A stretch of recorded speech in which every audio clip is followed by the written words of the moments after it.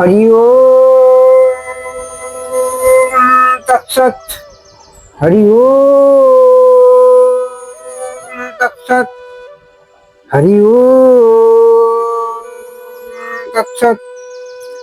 वंदे श्री गुरु श्रीयुत पद कमल श्री गुरुन वैष्णवांश्च श्री रूपं साग्रजातं सहगण रघुनाथान्वितं तं सजीवम् स्वाद्वैतं सावधूतं परिजन सहितं श्रीकृष्ण चैतन्य देवं श्री राधा कृष्ण पादान सहगण ललिता श्री विशाखादितांश्च वंशाकल्पतरुभ्यश्च कृपा सिन्धुएव च पतितानां पावनेभ्यो वैष्णवेभ्यो नमो नमः। चेतदर्पणमार्चनं भवमहदवाग्निर्वापनं श्रेयकैरव चन्द्रिकावितरणं विद्यावधूजीवनम् आनन्दाम्बुधिवर्धनं पुट्नामृतसाधनं सर्वात्मस्नपनं परं विजयते श्रीकृष्ण संकीर्तनम्। हे कृष्ण करुणा सिंधु दीनबंधु जगत्पते गोपेश गोपिका कांतो राधा कांतो नमस्तुते। तप्त कांचन गौरंगी राधे वृंदावनेश्वरी विशोभानुसुतां देवी तां नमामि हरिप्रिये। हरेर् नाम एव केवलम् कलो नास्त्यैव गतिरन्यथा। हरि ओम तत्सत। सत्य साधना मानव धर्म। आज हमारे आस्वादनीय विषय आत्मप्रीति। आत्मप्रीति আমাদের হৃদয়ের অন্ধকারকে দূরীভূত করে। মোহমালিনতা, অজ্ঞান, তমসা, অবিবেক সর্বোপরি আমাদের হৃদয়ের শুভশালীনতা বোধ এবং মানবিকতাকে বিকশিত করে নিত্য শাশ্বত সনাতন গৌরবের অধিকারী হতে শেখায়। আত্মপ্রীতি মানে শুধু নিজেকে ভালোবাসা নয়, সমগ্র বিশ্ব জগৎ জুড়ে চিরন্তন সত্য সনাতন আত্মা, তিনি ভগবানের অংশাংশ চিদানন্দ ঘন পুরুষোত্তম ভগবান শ্রীকৃষ্ণের এই লীলাভূমিতে সকল জীবই ধন্য। ভগবানের সৃষ্ট প্রতিটি জীব এই বিশ্ব প্রকৃতির মহামহিমাময় দিব্য ভাবে ভূষিত।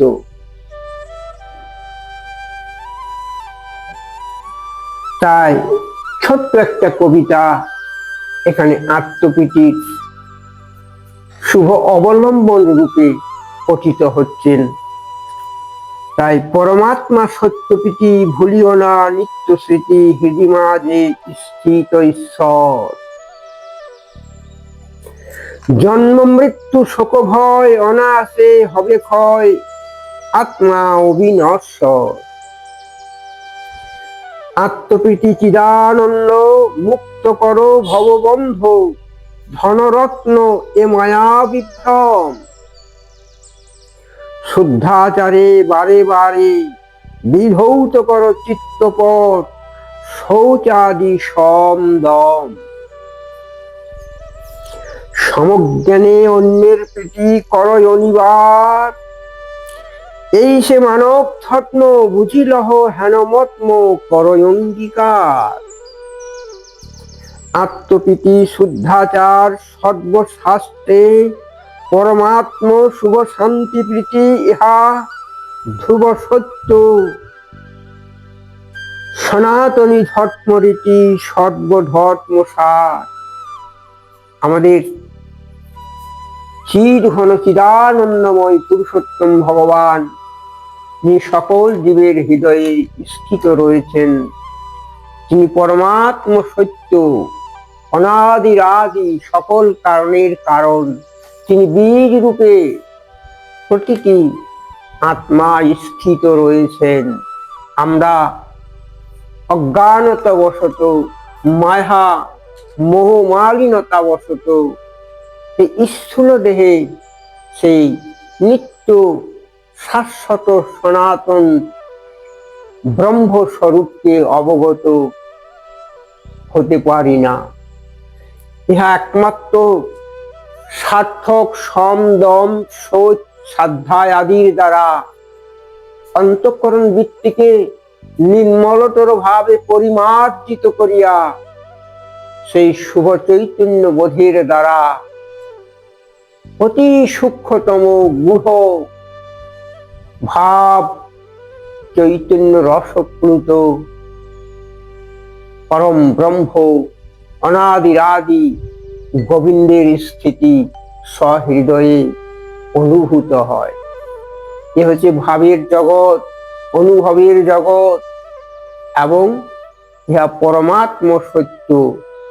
আর এই সত্যকে যারা অনুসরণ করেন তারা জন্ম মৃত্যুর ভয়ে কখনোই ভীত হয় না। জন্ম মৃত্যু একটা অবস্থা মাত্র, এই অবস্থার পরিবর্তন অবশ্যম্ভাবী। যেমন জন্মের পর সেই ভ্রূণ শিশুটি ক্রমে যখন ভূমিষ্ঠ হয়ে তার শৈশব, তাকে বলা হয় কৌমার অবস্থা। তারপরে বয়ক্রমে তার সে নবীন প্রবীণত্বে যৌবনে পরিপূর্ণ হয়ে আবার বার্ধক্যের কোলে ক্রমে ক্রমে অন্তর্দশার দিকে এগিয়ে যায়। অবশেষে বার্ধক্যের বিষমতা তাকে গ্রাস করে। এই বার্ধক্যকেও জয় করা যায় একমাত্র ঈশ্বর সাধনার দ্বারা। তখন সেই পরিপূর্ণ সত্তা আত্মস্থ থাকলে সকল সুখ দুঃখকে জয় করে এই প্রকৃতির মধ্যে পরমা প্রকৃতির সন্নিবেশে পরমেশ্বর নিত্য লীলায় প্রবিষ্ট রয়েছেন। তাকে আমরা আত্মচক্ষু দিয়ে আত্মপ্রীতির শুভানুধ্যানে জগৎময় ভগবানের উপস্থিতি দর্শন করতে পারব। এই নাম হচ্ছে মনুষ্যতর জীবন। মানব জাতি সকল জীবের মধ্যে শ্রেষ্ঠতম, তাই আমাদের সেই শ্রেষ্ঠতম পন্থা অবলম্বনে নিত্য নব ভাব সমৃদ্ধির দ্বারা শুভ চৈতন্য জ্ঞানের আবেশ নিয়ে মায়া মোহ মালিনতার অন্ধকারকে দূরীভূত করে চিদানন্দ ঘন পরম আত্মস্বরূপ আমাদের হৃদয়ে নিত্য প্রকটিত হবে। আর এর থেকেই সমাজে স্থির শান্তি, শুভ ভাব চৈতন্যময় পরিবেশ উপলব্ধ হয়। এর জন্যই আমাদের শাস্ত্র অনুমোদিত জীবনযাপন, শাস্ত্রাচারণ, শুদ্ধাচার এবং সমদর্শী হওয়ার ভাবনাটুকু অর্জন করে নিতে হয়।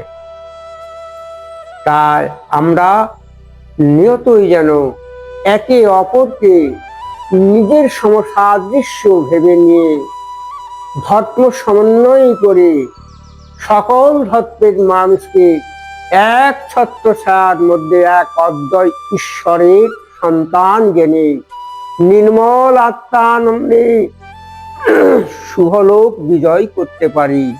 এরই নাম মানব ধর্ম, এরই নাম আত্মপ্রীতি, এরই নাম শাশ্বত সনাতন ধর্মের নিগুড় নির্যাস।